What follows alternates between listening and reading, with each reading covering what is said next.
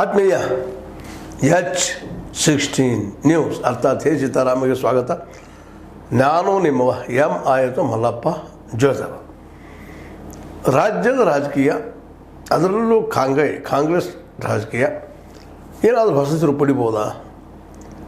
ಯಾಕಂದರೆ ಲೋಕಾಯುಕ್ತಂತೂ most probably ಅದರ ರಿಪೋರ್ಟಲ್ಲೇ ನಮ್ಮ ಮುಡಾದಿಂದ ಈಗಾಗಲೇ ಕಳಂಕಿತರಾದಂಥ ಸಿದ್ದರಾಮಯ್ಯನವ್ರಿಗೆ ಒಂದು ರೀತಿ ಕ್ಲೀನ್ ಚಿಟ್ಟು ಅದು ಏನೋ ಮತ್ತೊಂದು ಸಮಾಧಾನ ಕೊಡುವಂಥದ್ದು. ಹೈಕೋರ್ಟ್ನಿಂದ ಈಗಾಗಲೇ ಒಂದಿಷ್ಟು ಸಮಾಧಾನ ಕೊಟ್ಟದ. ಅದನ್ನು ಪೂರ್ತಿ ಒಂದು ದಂಡ ಹೆಚ್ಚುವಂಥ ಕೆಲಸ ಲೋಕಾಯುಕ್ತಿಗೆ ತನಿಖೆ ಮಾಡ್ತಾಯಿದೆ. ಯಾಕಂದರೆ ಲೋಕಾಯುಕ್ತ ಮೇಲೆ ಹೈಕೋರ್ಟ್ ವಿಶ್ವಾಸ ತೋರಿಸಿದ.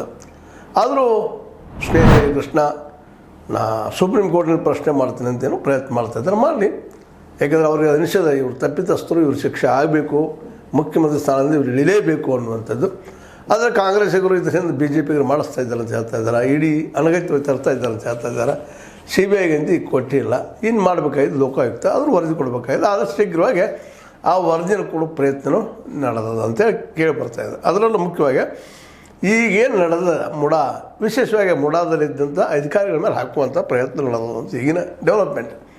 ಬೇರೆ ಬೇರೆ ವರದಿಗಳು, ಬೇರೆ ಬೇರೆ ನಮ್ಮ ಅನಾಲಿಸಿಸ್ ಮಾಡುವಂಥ ತಂದರು ಈ ಕೇಸನ್ನು ನಮ್ಮ ಸಿದ್ದರಾಮಯ್ಯ ಕೋಲಿಗೆ ಕಟ್ಟಲಾರ್ದ, ಅವ್ರ ಕುಟುಂಬದ ಕೋಲಡಿಗೆ ಕಟ್ಟಲಾರ್ದ, ಅದನ್ನು ಸಹಜವಾಗಿ ಅಧಿಕಾರಿಗಳಿದ್ದಾರಲ್ಲ, ನಟೇಶ್ ಅಂದರೆ ಅವತ್ತಿನ ಪ್ರಭಾವಿ ಏನಪ್ಪ ಅಂದ್ರೆ ಆಯುಕ್ತ, ಇದೆಲ್ಲ ಗದ್ದರಕ್ಕೆ ಇವ್ರ ಜೊತೆಗಾರರು ಅನೇಕ ಕಾರಣಗಳಿದ್ದಾರೆ ಅಧಿಕಾರಿಗಳು, ಅದೆಲ್ಲ ಮಾಡಿದವರು ಇವರು.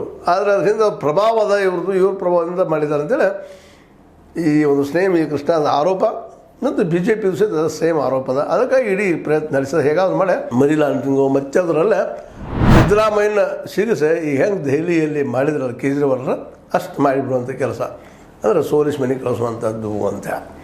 ಇದು ಮೋಸ್ಟ್ ಪ್ರಾಬಲಿ ಇದರಲ್ಲೇ ಒಂದಿಷ್ಟು ಕೇಜ್ರಿವಾಲ್ಗಿಂತಲೂ ಸಿದ್ದರಾಮಯ್ಯನವರು ಬುದ್ಧಿವಂತರಾಗಿದ್ದಾರೆ ಅಂತ ಹೇಳ್ಬೇಕಾಗಿದೆ. ಯಾಕಂದರೆ ಸ್ವತಃ ಹಿಡಿದಂಥ